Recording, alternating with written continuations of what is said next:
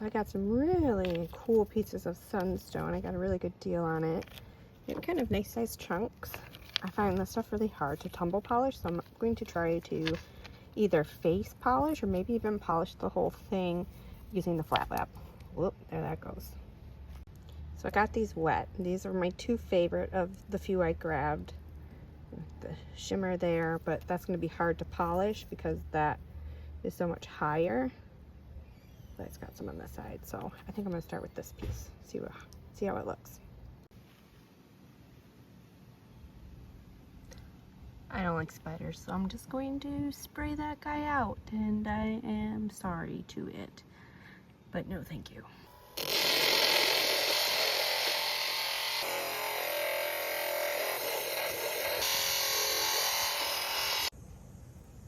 So I decided to leave this side raw and polish this side and kind of around the edges.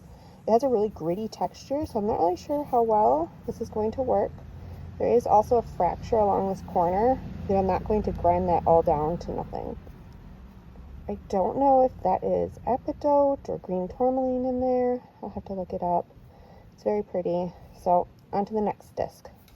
I'm going to do a 325 grinding disc just to smooth out anything else I may have missed. Here, as it dries more, you can definitely see that fracture in there.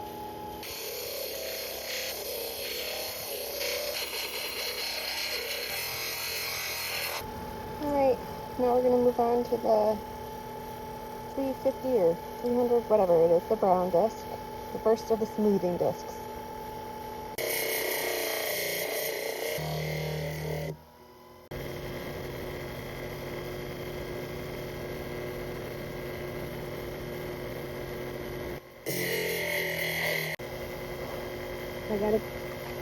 I have to go back because this corner piece, the fracture, it just snapped right off.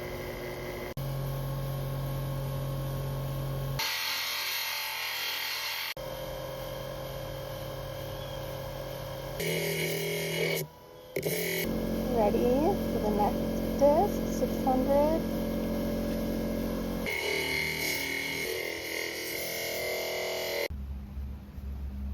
It's already looking a little shiny. It looks like some spots were missed, but I think it's just because this material isn't completely solid. Like, there's always going to be these little pits no matter how much I grind, so I think I'm just going to have to live with that, kind of like the ruby zoisite. My new blue disc that hopefully is not warped so it won't go and vibrate all the way off.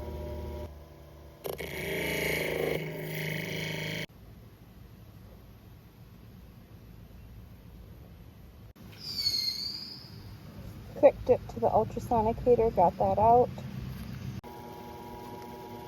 Going to use my new 3000 disc.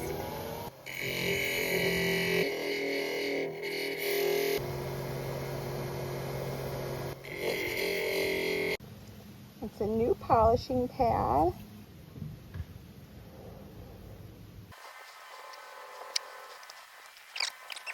So I do want a little bit of a drip, but I don't want too much.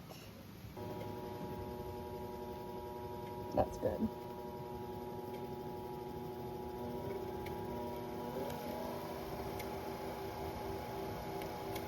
That's wild. It's spinning so fast I can't see it with my eye, but you can see it on there.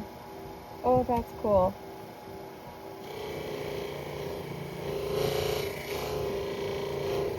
Well, this is 14,000.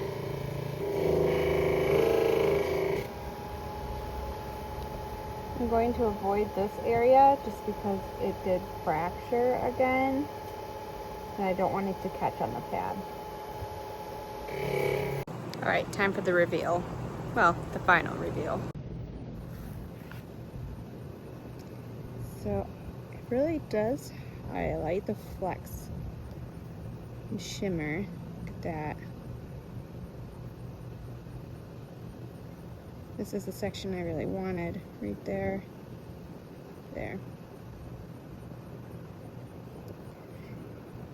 So it's pretty cool. The issues are, it definitely fractures apart as you move on to the next stages. So like these edges all fractured, In the future, I think I'll polish the whole thing instead of trying to leave sections raw, because I do think that just leaves it open to fracturing down the line. I did like, though, this raw side still. I think it really just kind of showcases the stone. It has a really rare texture. I mean, it's really gritty and grainy while you're polishing, and you know, it is pitted. You can see some of those fractured out as I was working it on the flat lap, and some of it I just couldn't get rid of to begin with. I think I'll try it again and try a few different things. Maybe, like I said, polishing the whole thing all at once. Maybe I'll rough tumble them in the tumbler first to get it easier to work with, or pick a different piece that maybe doesn't have as much of this green stuff in it that I need to look up. We'll see. It's beautiful though. And tried to show my son this rock, and I dropped it and squirted right out of my hands, and now it's very fractured there.